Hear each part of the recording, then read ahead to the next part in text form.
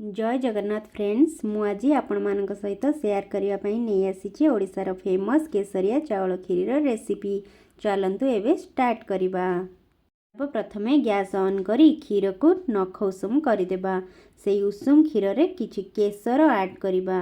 केसरिया खीर बहुत टेस्टी लगी था। आपण माने निश्चिंत ट्राए करेंगे। केमिति लागिला कमेंट करी निश्चिंत जनइबे। तो आमे नॉर्मली समस्ते खीरी तैयारी करी थाउ बट कम समय भीतर आमे केमती गोटे सुंदर खीरी तैयारी करि परिबा से विषय में आज आपण मानक सहित शेयर करी। केसर को 2 घंटा पाई बतुरई देबे। मु 1 लीटर क्षीर नेछि ता संग को बासमती अरुआ चाउल 2 मुठा भल भाव सफा करी प्रेशर कुकर रे पकई दबा।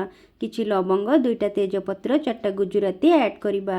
जेतिकी चाउल तार डबल पानी देई 2टा सीटी लगई देबा।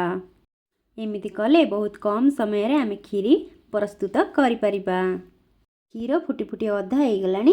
देखंतु भल भाव रे चाउल सीझी जाइछि।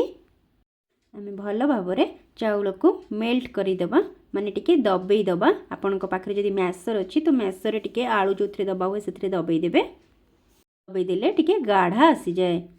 एबे आमे क्षीर रे ऐड करिबा भल भाव रे मिक्स करि नेबा। 10 मिनिट परे एबे आमे क्षीर टेक्सचर देखिबा। देखंतु ए भली भाव रे गाढ़ा हो जाई था। आगरु चीनी ऐड बिल्कुल भी करिवेनी। ए भली गाढ़ा हैला परे जे कि आपण चीनी ऐड करिवे। मु एठी 8 चमच चीनी ऐड करी मिक्स करि दउची। एबे खीरी तळे लागी जाई थाए। ध्यान रखिबे भल भाव रे गोळौथिबे नहले तळे लागी जिवो बा पोडी जिवो। पोडी गले खीर टेस्टी भल लागिबनी। चीनी ऐड कर सारा पर आम 10 मिनिट पर्यंत भल भाव में गोलेबा और फुटवा को छाड़ीदबा। ये भाव में साइड साइड गुड़ाक टे भल भाव में छड़ेदेवे नहले सेटा पोड़ीजिव।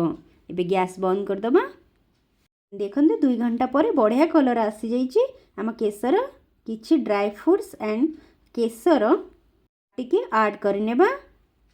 एठी चॉपर रे ड्राई फ्रूट्स को चॉपर रे भल भाव में कर देछि गुंड। आपण चाहिए काटिकी भी ऐड करि परिबे। भाव में मिक्स करदेवे।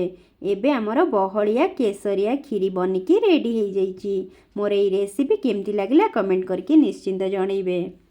रहुची देखाइबा पुणी नेक्स्ट वीडियो रे। जगन्नाथ आपण मानकर मंगल करंतु। Thank you. भल वीडियो मु नेकी आसीबी।